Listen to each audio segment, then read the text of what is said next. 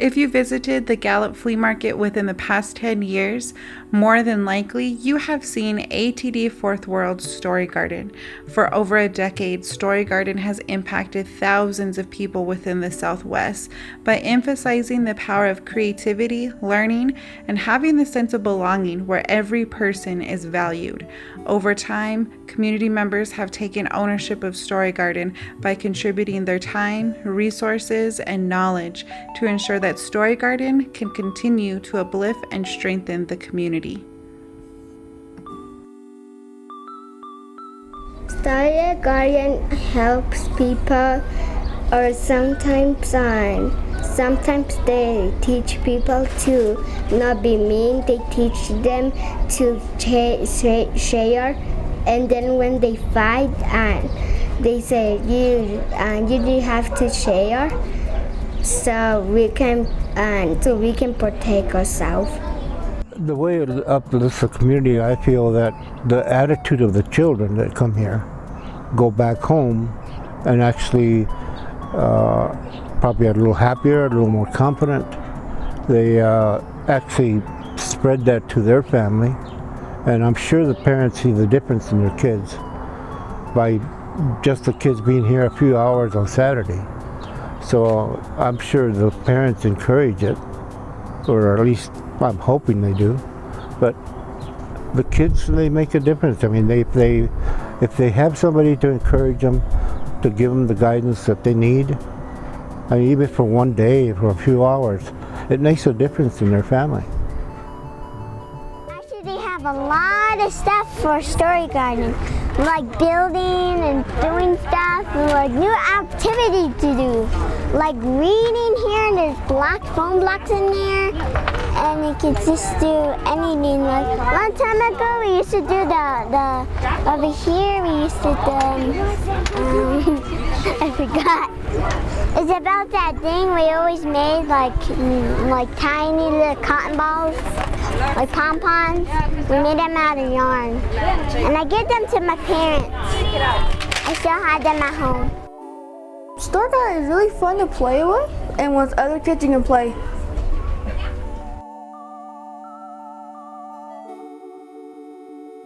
I believe that the Story Garden for the community is they help them with their families and also their children. They're a big resource because they can help them, with their children, like enroll them in school, or if the adults need a job, they can do, job, come over and maybe they can help with the job application or job search, and then if they want to go to school, they try to help them, get enrolled in the school, in their college. And they also have a lot of resources. They work with the other communities to bring the community and the people together. All the reservation kids come over and they listen, and there's arts and craft at the same time too. They're doing it, and to me, there's some of the parents they go shopping around the flea market, and then they just leave their kids there because kids love to stay there and read, do arts and craft. I have to wake up like 5 in the morning to come here. Like, I think it's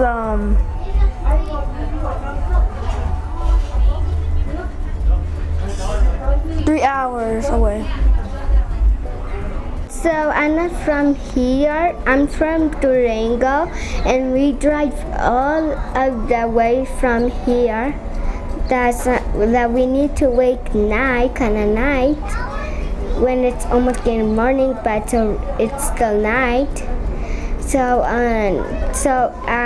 we sleep in my car, in my van, and we take blankets so we don't get cold. I'm from Dalton Pass, and I'm 8 years old.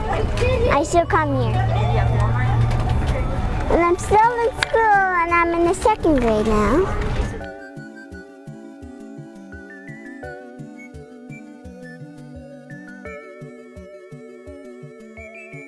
Well, the manager that was here at the time had their office where this trailer was, and the Story Garden used to set up here with their permission, but they were always being restricted of what they could do, what they couldn't do, and anything else.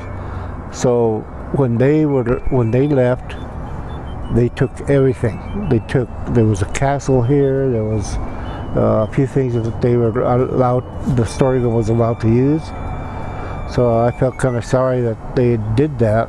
So that's the reason I decided to contribute the trailer to them. It started at UNM that when Karen and those guys with the staff came over and they said, it's getting hot and then it rains and all that. We need some kind of shade. And they didn't know I was a carpenter. But then they said, you're a carpenter because I built one over here at UNM. What do you call that thing? Like a shade, that two of them. And we started building benches and tables. So they called on and said, you're a carpenter. Do you have any idea how you can help us over here? I said, yeah, I think so. So I started planning, draw some plans. What do you want, this and that? And then they just added this and that. Okay, well, there's some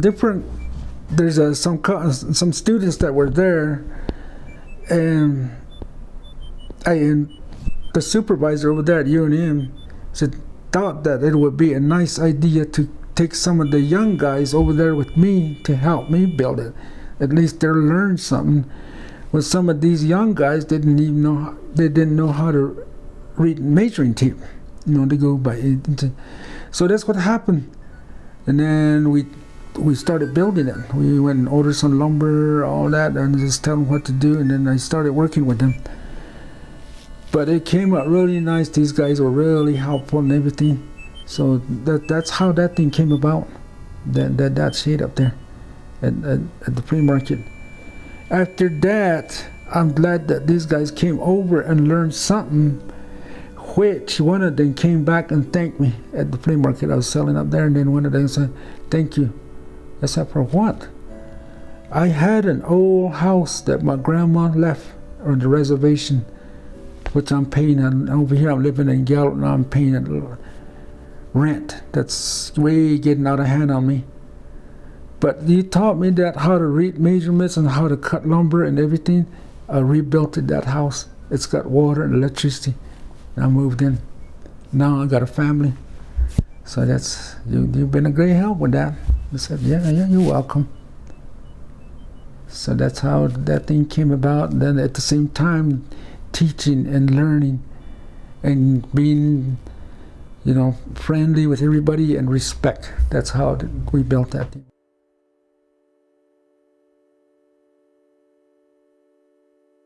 It has impacted our family a lot because, for me, for the young children, I really think they were amazing, because when I was growing up on the reservation, I never had this, and we never had any activities. We were just always told to, go herd sheep, go plant, we plant corn, and then we had to hoe, and then we had to haul water. Then for the winter time, we had to go haul woods and bring the woods back and chop them up and bring them a little bit closer to our house there.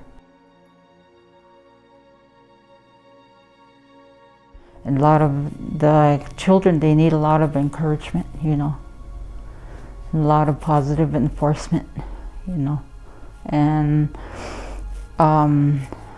my son, at the time when he was, when we first started over there, he wasn't learning how to talk. He had a hard time learning how to talk, so they helped him with that, to do his kind of, speak his words, and, and that's what I tell him too.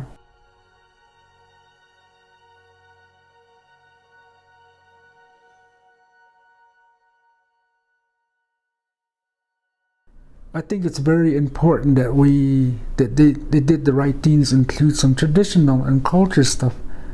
They don't just really go out and say, like English and all that, but they kind of look back. They need to step back. They stood back and look at it the other way, like how we live and what our tradition culture is. And I'm really happy that they made that decision about me.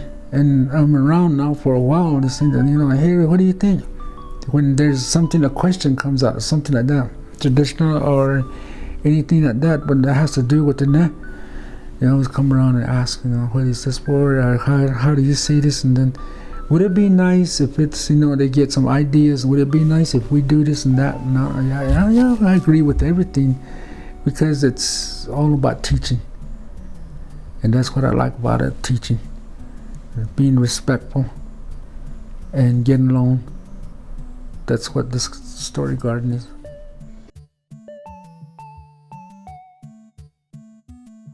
I was very fortunate to set up across from them, and I could see what the difference is that they've made. There was one little girl, for example, that was very rude, very unruly, and she was not, very, very rude to people. And she started coming here to the story garden, and within a year, that little girl was the most polite little girl in the world.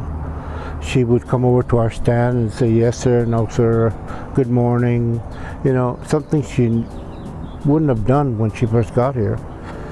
And now she's a young lady, she's almost on her own, and she's just the politest little girl I've ever met.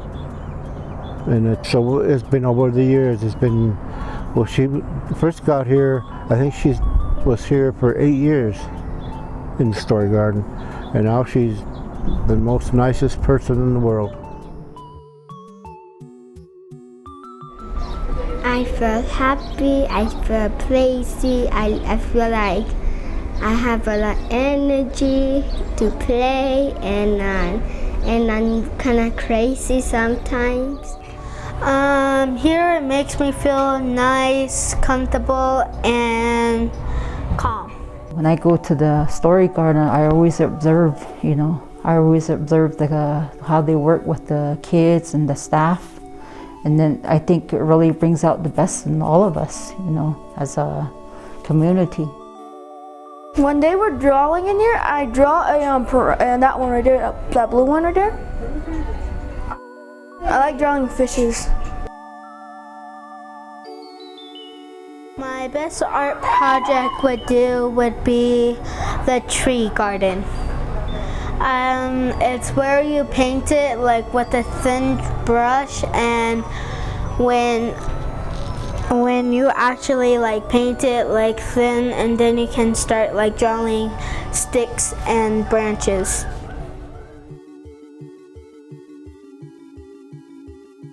One of the favorite memories is meeting people, like Eric, Inga, Karen. They are really nice people, and I really got along with them. They're like family to me. It means a lot to me and everyone that's here in Story Garden. My best memories of all is watching my granddaughter interact with all the people that were connected with the Story Garden. My granddaughter just blossomed with, she would look forward to every Saturday because that's what she wanted to do. She wanted to come to the flea market and go to the story garden, and now she's 8 years old and still doing the same thing. So that's my best memory, and it's still going, so I'm going to keep it.